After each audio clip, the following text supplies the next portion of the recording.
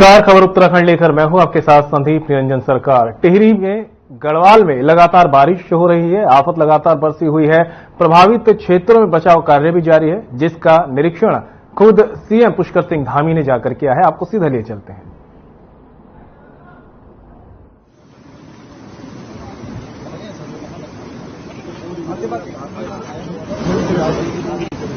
बचने का प्रयास सभी लोगों ने किया।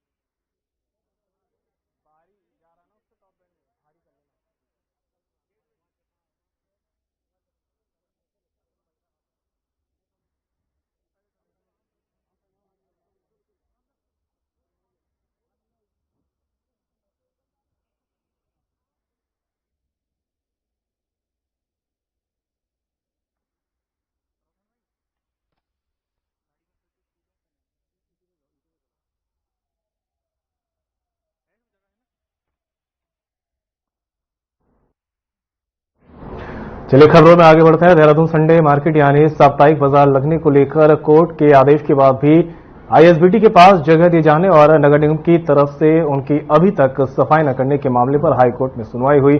सुनवाई के दौरान निगम के अधिकारी कोर्ट में पेश हुए। उनकी ओर से क्या कहा गया? अभी बारिश का समय चल रहा है, इसलिए उनकी सफाई के लिए समय दी जाए, जिस पर कोर्ट ने उन्हें 2 महीने का समय दिया है। मामले के अनुसार देहरादून की weekly Sunday market welfare association के अध्यक्ष हीरालाल ने याचिका दायर कर कहा था कि वे देहरादून के परेड ग्राउंड के पीछे और तिब्बती मार्केट के सामने 2004 से प्रत्येक रविवार को साप्ताहिक बाजार लगाने आ रहे हैं, जिसमें करीब 300 से अधिक लोग दुकान लगाते हैं।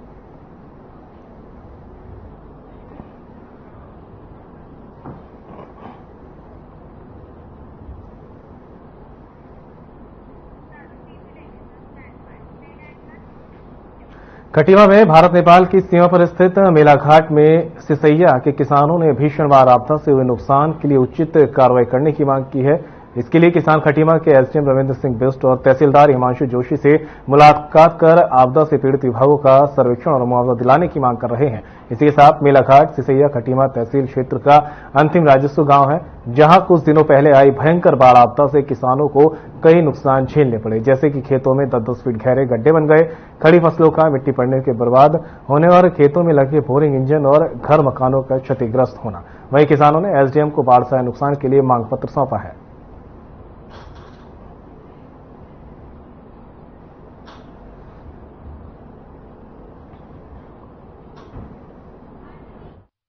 इंजन जो है पलट गया और सारी फसल बर्बाद हो गई। हम लोग एसडीएम साहब से मिलने के लिए आए हैं।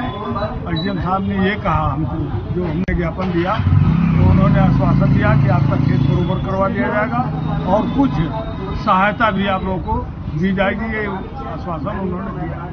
तहसीलदार साहब को लिखा, तहसीलदार साहब से मुलाकात की हमने। तहसीलदार साहब ने भी आश्वासन दिया है, लिखित आश्वासन है। अब पटवारी मौके पर जाए, इंक्वायरी करें, चाहे जो भी कर्मचारी जाए। अब तक कोई सहायता नहीं मिली है। खटीमा क्षेत्र में अत्यधिक मात्रा वर्षा आई थी, जिसके कारण जलभराव की स्थिति पैदा हुई। इसी क्रम में मेलाघाट के लोग भी मेरे पास मिलने आए थे। उनका कहना है कि वहाँ पर जो बाढ़ आई थी उससे पूरे खेत उनके खराब हो गए हैं तथा वहाँ पर बहुत बड़े बड़े गड्ढे हो चुके हैं, जिसको ठीक करवाने के लिए उन्होंने मेरे को एक प्रार्थना पत्र दिया। उसमें जल्द से जल्द मैं कार्रवाई करूँ। जो बजट नुकसान है उसकी अलग से कार्रवाई सर्वेक्षण का कार्य किया जाएगा, जिसमें एग्रीकल्चर डिपार्टमेंट और हॉर्टिकल्चर डिपार्टमेंट और गन्ना विभाग द्वारा एक संयुक्त रूप से कार्रवाई की जा रही है। उसकी रिपोर्ट जैसे आएगी उसका भी हम कार्रवाई करेंगे। नीलकंठ जाने वाले कांवड़ियों की संख्या में अचानक इजाफा हुआ है। पैदल कांवड़ियों के साथ दोपहिया वाहन पर आने वाले कांवड़ियों की संख्या बढ़ गई है। नीलकंठ मार्ग पर ट्रैफिक को चलाना पुलिस के लिए बड़ी चुनौती भरा काम है। कांवड़ियों की भीड़ बढ़ने से पैदल मार्ग पर हर जगह जाम लग गया है। नीलकंठ में 35 लाख से अधिक कांवड़ियों ने अभी तक जल अभिषेक किया है।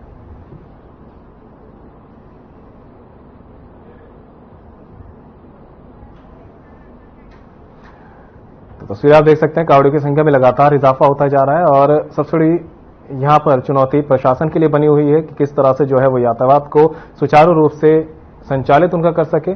कांवड़ियों की संख्या में लगातार इजाफा हो चुका है और भारी संख्या में कांवड़िया जलाभिषेक भी कर चुके हैं। तस्वीरें आपको दिखा रहे हैं ऋषिकेश की तस्वीरें, जहां पर लगातार पुलिस जो है सड़कों पर है और कांवड़ियों की संख्या बढ़ने के बाद पुलिस प्रशासन और ज्यादा मुस्तैद हो चुका है ताकि सड़कों पर आवाजाही लगातार सुचारू रूप से बनवाई जा सके।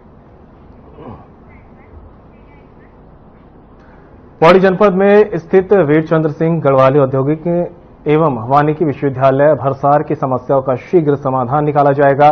इसके लिए विश्वविद्यालय व शासन के अधिकारियों को आपस में बैठकर कार्ययोजना तैयार करने के निर्देश दिए गए हैं। विश्वविद्यालय को शीघ्र ही एक एम्बुलेंस और चिकित्सक उपलब्ध करा दिए जाएंगे। साथ ही विश्वविद्यालय के परिसर में चल रहे प्रेक्षागृह व निर्माण कार्यों को शीघ्र पूरा किया जाएगा। डॉक्टर रावत ने क्षेत्र के काश्तकारों को कृषि एवं औद्योगिकी पर आधारित प्रशिक्षण देने के लिए ठोस कार्य योजना बनाने के निर्देश दिए हैं।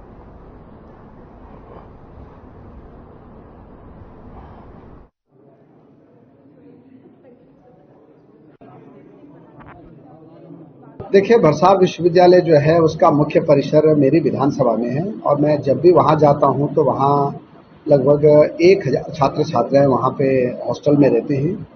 उनकी एक डिमांड थी कि हमको एक एम्बुलेंस दी जाए ताकि अगर कभी किसी की तबीयत खराब होती तो निकटतम हॉस्पिटल में जा सके।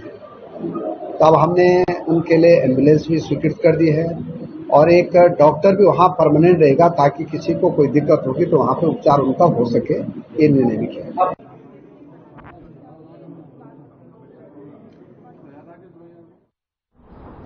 नीलकंठ जाने वाले कांवड़िया खुद अपनी जान खतरों में डाल रहे हैं। असुरक्षित गंगा तटों पर उफनती गंगा में भर रहा है जल का स्तर, जिस वजह से लक्ष्मण झूला थाने के फूलचट्टी क्षेत्र में खतरे के नजारे देखे जा रहे हैं। सूचना मिलते ही पुलिस ने खतरनाक गंगा तटों से कांवड़ियों को हटाया। इसी के साथ कांवड़ियों को खतरे की जानकारी देकर जागरूक किया गया।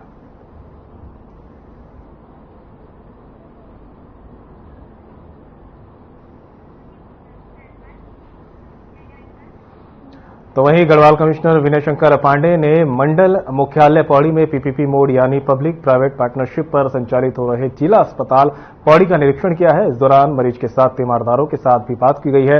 निरीक्षण के दौरान उन्होंने दवा का स्टॉक, रजिस्टर्ड लैब का निरीक्षण किया। गढ़वाल कमिश्नर में विनय शंकर पांडे ने कहा कि निरीक्षण के दौरान कुछ लोगों द्वारा अस्पताल में स्पेशलिस्ट डॉक्टर न होने की बात उनके समक्ष रखी गई। अस्पताल निरीक्षण के बाद उनके द्वारा गैस गोदाम पौड़ी का निरीक्षण किया गया।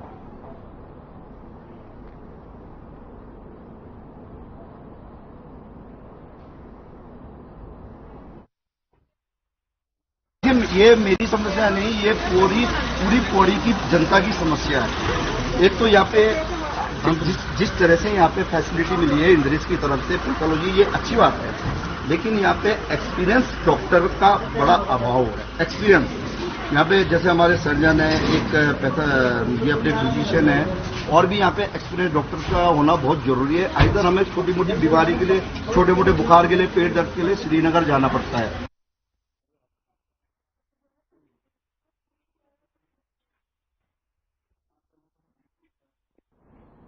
फिलहाल रुकेंगे छोटे से ब्रेक के लिए, कहीं में जाएगा, जल्द होंगे हाजिर।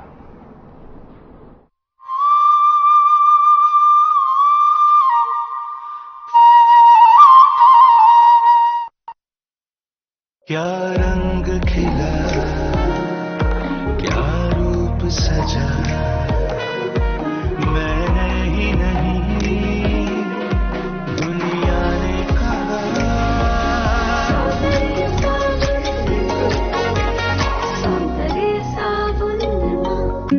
Hey mom, hey, look, I can download a song really fast. I can make dosas faster. Must be joking. Bus 3 easy steps. Mix with water, spread batter, fry. गाना डाउनलोड हुआ?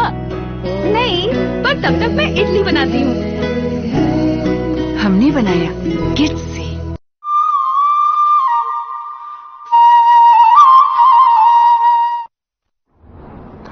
ब्रेक के बाद सभी का स्वागत है। बढ़ते खबरों में आगे, उत्तराखंड के विभिन्न हिस्सों में बारिश का कहर जारी है, जिसकी वजह से 5 व्यक्तियों की मौत हो गई, जबकि 2 अन्य लापता है। मौसम विभाग ने इसको लेकर अलर्ट जारी किया है। मुख्यमंत्री पुष्कर सिंह धामी ने देर रात आपदा प्रबंधन सचिव विनोद कुमार सुमन से प्रभावित क्षेत्रों और वहां जारी बचाव कार्यों की जानकारी भी ली है। साथ ही खराब मौसम को ध्यान में रखते हुए सीएम धामी ने चारधाम यात्रा संबंधित जिलाधिकारियों को अपने स्तर पर निर्णय लेने के निर्देश भी दिए हैं।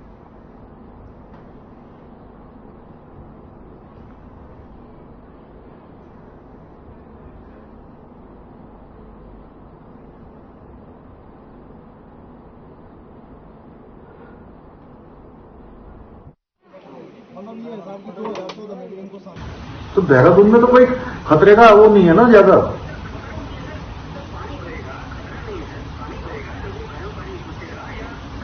उधर रुद्रप्रयाग चमोली में सब ठीक है।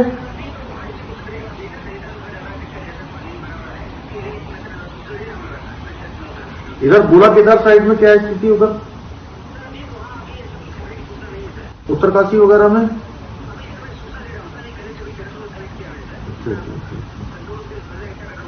उधर नैनीताल में ज्यादा बारिश आ गई कि नदियां उफान पर है? अच्छा, और जागेश्वर वगैरह में बादल फटा है मैंने सुना था।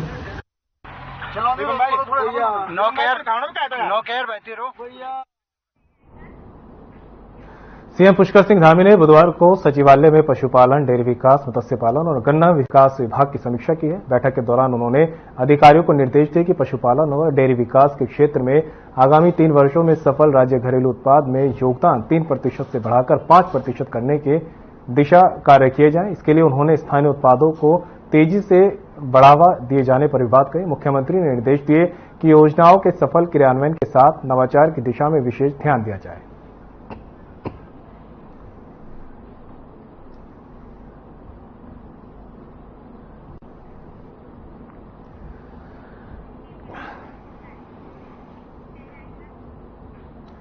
मुख्यमंत्री पुष्कर सिंह धामी राज्य आपदा प्रबंधन केंद्र पहुंचे। वहां पहुंचकर उन्होंने राज्य भर में हुई भारी बारिश के नुकसान का जायजा लिया। इस दौरान सचिव आपदा समेत कई विभागों के अधिकारी मौजूद रहे। बता दें कि रात भर हुई बारिश से रुद्रप्रयाग, टिहरी, देहरादून समेत कई इलाकों में भारी नुकसान हुआ है।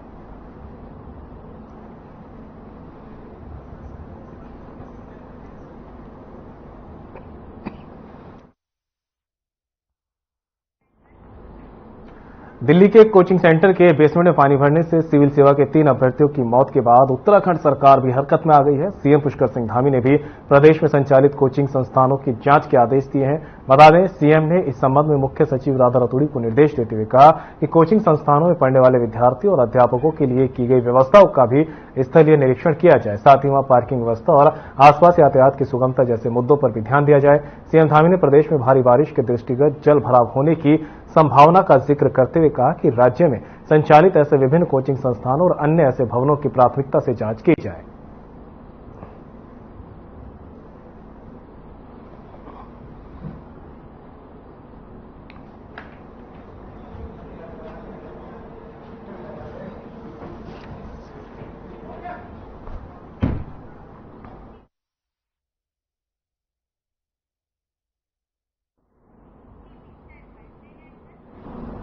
बीजेपी जिलाध्यक्ष वीरेंद्र रावत का कहना है कि कोटद्वार भावर में जल्द ही एक इंडोर स्पोर्ट्स स्टेडियम बनने जा रहा है, जिसकी औपचारिकता पूरी कर ली गई है। सीएम धामी से मुलाकात के बाद कोटद्वार में पत्रकारों से बात करते हुए वीरेंद्र रावत ने कहा कि मुख्यमंत्री ने उन्हें भरोसा दिलाया कि जिस मांग को लेकर उन्होंने सीएम से मुलाकात की वो जल्द पूरी की जाएगी।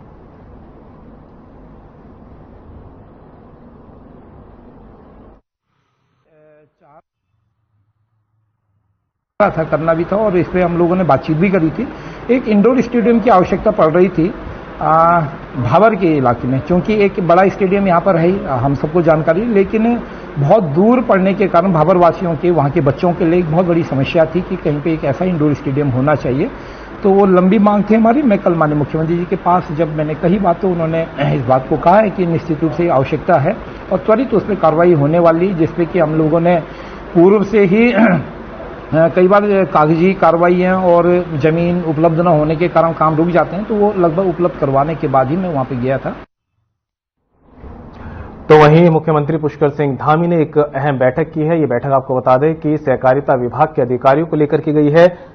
सचिवालय में बैठक हुई है, सहकारिता विभाग को लेकर समीक्षा की गई है। बैठक के दौरान सीएम धामी ने अधिकारियों को निर्देश दिए कि विभाग की योजनाओं से जनता को कितना फायदा हुआ और योजनाओं को और अधिक बेहतर बनाने के लिए क्या कदम उठाए जा सकते हैं। इसके लिए नियोजन विभाग के सहयोग से काम करे। सीएम धामी ने कहा कि राज्य सरकार की तमाम जन कल्याणकारी योजनाएं एक बेहतर गेम चेंजर साबित हो, इस दिशा में काम करने की जरूरत है।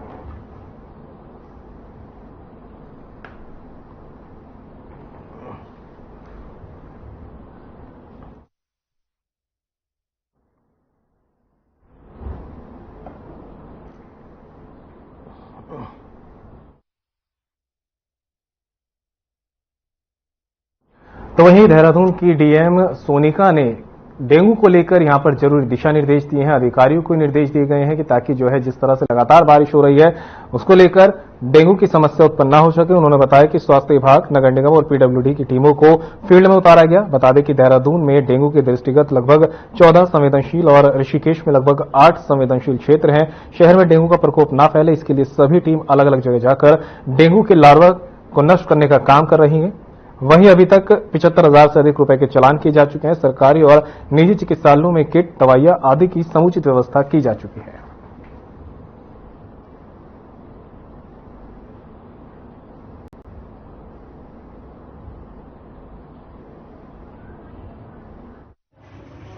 साहब भी यहाँ पे हैं और एक हमें ऑफिशियली भी जो हमारा डेटा आया हुआ है उसके क्रम में हमारे द्वारा चालान की कार्रवाई की जा रही है। करीबन 75,000 प्लस हमारे चालान 75,000 रुपए का चालान हमारे द्वारा किया गया है। उसके अलावा जो हमारी लार्वा का जो हम लोग डोर टू डोर सर्वे करते हैं वहाँ पे कुछ संवेदनशील एरिया जैसे ननूखेड़ा हो गया, बंगाली कोठी हो गई, नेहरू ग्राम हो गया, यहाँ पे जा जाके हमारी टीम करीबन 14 एरिया हैं जो संवेदनशील हैं। वहाँ पे हमारी टीम जा जाके इंस्पेक्शन कर रही है और लोगों को भी अवेयर कर रही है कि जो पानी भर जाता है तो उसको उसका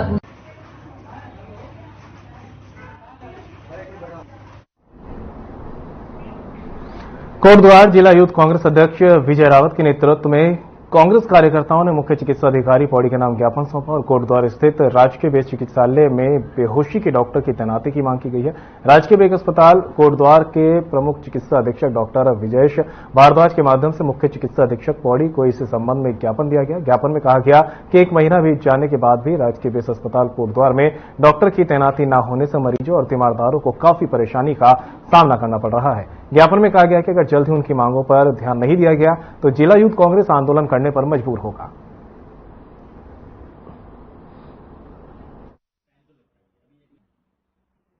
जैसा कि आपको ज्ञात होगा, 1 महीना पहले निश्चेतक के जो डॉक्टर थे, डॉक्टर आर्य जी, उनका रिटायरमेंट हो चुका था।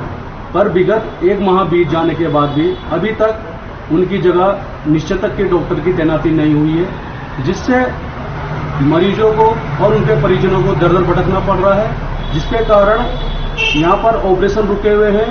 क्योंकि ऑपरेशन से पहले बीओसी का डॉक्टर जो होता है वो मरीजों को देखता है, पर यहाँ पर दुर्भाग्य है कि यहाँ पर उनकी जगह अभी तक तैनाती नहीं हुई है।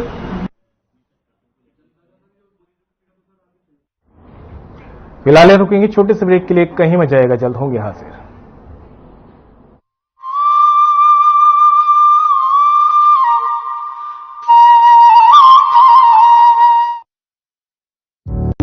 Through constant innovation, the group provides its clients with value-added, environment-friendly products. We are committed to provide quality products and services at optimum cost with the continuous improvement in the quality management system. Producing high-value paper making us India's largest producer of branded papers, fine papers and packaging broad segments. Focused on customers in all our operations. Hence, extensive investments are made towards people and people practices. KRPL world's leading eco-friendly paper from agro residue. हम हरियाणवी अब हर घर नल से शुद्ध जल पाते हैं। हमारा Haryana non stop Haryana.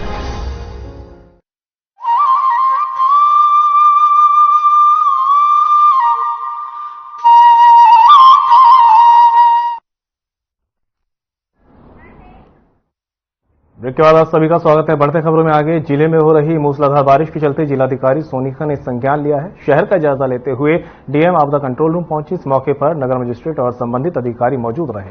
वहीं डीएम ने जिले की तहसीलों और स्थापित कंट्रोल रूम से क्षेत्र में हो रही लगातार बारिश के चलते अद्यतन सूचना की जानकारी ली है और संबंधित अधिकारियों को अलर्ट रहने के जरूरी दिशा निर्देश दिए। साथ ही डीएम ने संबंधित अधिकारियों को निर्देश दिया कि भारी वर्षा और संभावित आपदाओं के दृष्टिगत अलर्ट रहें।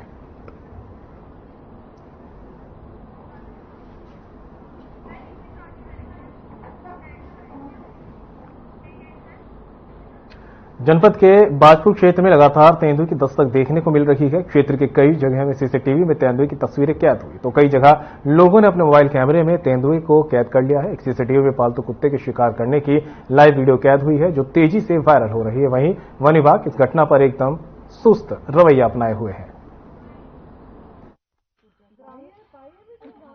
जो बाजपुर क्षेत्र है उसमें 2 स्थानों पर लेपर्ड के देखे जाने की सूचना प्राप्त हुई थी और जब हम लोगों ने उसका निरीक्षण किया तो हमने ये पाया कि एक क्षेत्र में तो सराय पश्चिमी वन प्रभाग के द्वारा कार्रवाई की जा रही है और एक क्षेत्र में हमारे प्रभाग के द्वारा कार्रवाई की जा रही है।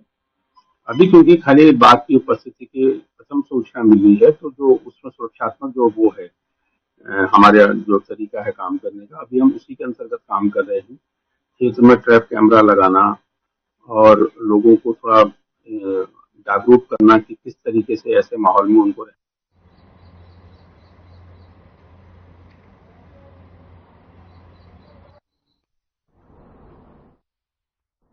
हाल ही में मुख्य सचिव राधा रतूड़ी ने निर्देश जारी किए हैं जिनमें उन्होंने कहा कि यात्री वाहनों में अब डस्टबिन होना अति आवश्यक है, जिसको लेकर परिवहन विभाग भी सतर्क होता नजर आ रहा है। परिवहन अधिकारी शैलेश तिवारी की माने तो उनका कहना है कि जो भी यात्री वाहन उत्तराखंड के अंदर एंट्री करते हैं या फिर चारधाम यात्रा में जाते हैं सभी पर डस्टबिन होना अनिवार्य है। इसके लिए आदेश जारी किए गए हैं। हालांकि पहले भी ये नियम था कि सभी वाहनों के अंदर डस्टबिन होना अनिवार्य है, लेकिन इस पर कोई ध्यान नहीं दिया जाता था।